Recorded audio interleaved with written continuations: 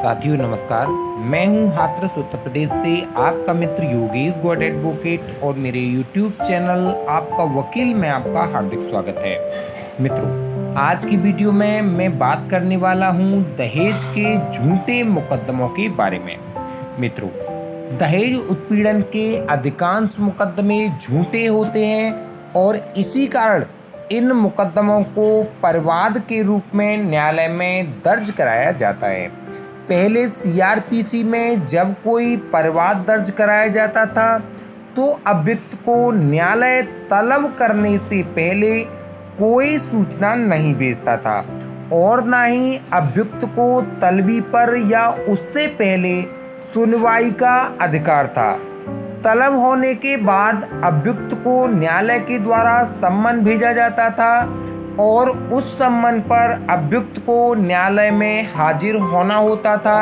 हाजिर होकर के अपनी जमानत करानी पड़ती थी और जमानत के बाद में पूरा मुकदमा वर्षों तक लड़ना होता था।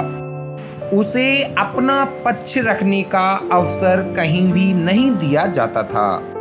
लेकिन अब नए कानून भारतीय नागरिक सुरक्षा संहिता में परिवाद दर्ज करने के प्रावधानों में एक महत्वपूर्ण परिवर्तन किया गया है कि कोई भी मजिस्ट्रेट किसी भी अपराध का संज्ञान अभियुक्त को सुनवाई का अवसर दिए बिना नहीं कर सकेगा। अर्थात जब कोई भी परिवाद न्यायालय के समक्ष दर्ज होने के लिए प्रस्तुत किया जाएगा तो सबसे पहले मजिस्ट्रेट उस परिवाद को प्रकीर्णवाद के रूप में दर्ज करेगा और अभियुक्त को इसकी सूचना नोटिस के माध्यम से भेजेगा। फिर नियत तारीख पर दोनों पक्षकार न्यायालय में हाजिर होंगे। हाजिर होने के बाद में दोनों पक्षकारों को सुना जाएगा। अभियुक्त को अपने बचाव का अवसर दिया जाएगा। अभियुक्त अपनी सारी बात न्यायालय के सामने रखेगा। उसके उपरांत यदि न्यायालय मानता है कि हाँ वास्तव में ये मुकदमा झूठा दायर किया जा रहा है तो वह उसे उसी स्टेज पर खारिज कर देगा और परिवाद के रूप में दर्ज नहीं करेगा। ऐसी ही परिस्थिति तब होगी जब कोई महिला अपने पति या उसके परिवारीजनों के विरुद्ध दहेज का कोई झूठा परिवाद न्यायालय के समक्ष प्रस्तुत करेगी। तो ऐसी स्थिति में न्यायालय के द्वारा पति तथा उसके परिवारीजनों को स्वयं तथा अपने अधिवक्ता के माध्यम से न्यायालय में अपना बचाव प्रस्तुत करने का अवसर दिया जाएगा।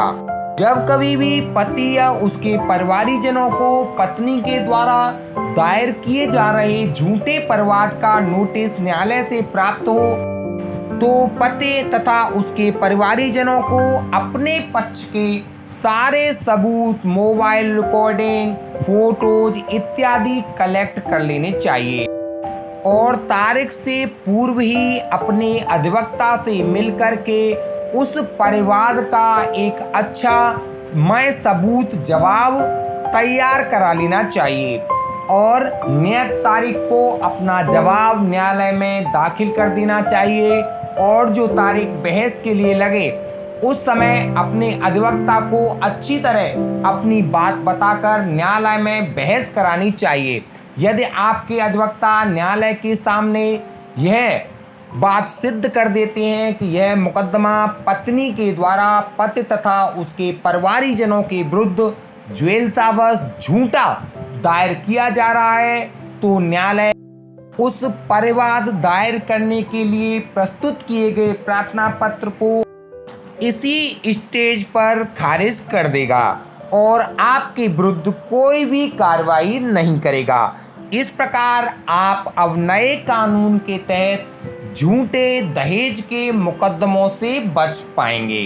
तो मित्रों, इस प्रकार आप अब झूठे दहेज के मुकदमों से बच सकते हैं। तो मित्रों, यदि आज मेरे द्वारा दी गई जानकारी आपको अच्छी लगी हो, आपके लिए लाभप्रद हो तो मेरे चैनल को सब्सक्राइब करना न भूलें और अपने अधिक से अधिक मित्रों में, सगे संबंधियों में शेयर करना न भूलें जिससे कि उन्हें भी नए नए कानूनी टॉपिक्स पर जानकारियां प्राप्त होती रहें। धन्यवाद। योगेश कुमार गौड एडवोकेट, जिला एवं सत्र न्यायालय, हाथरस, उत्तर प्रदेश।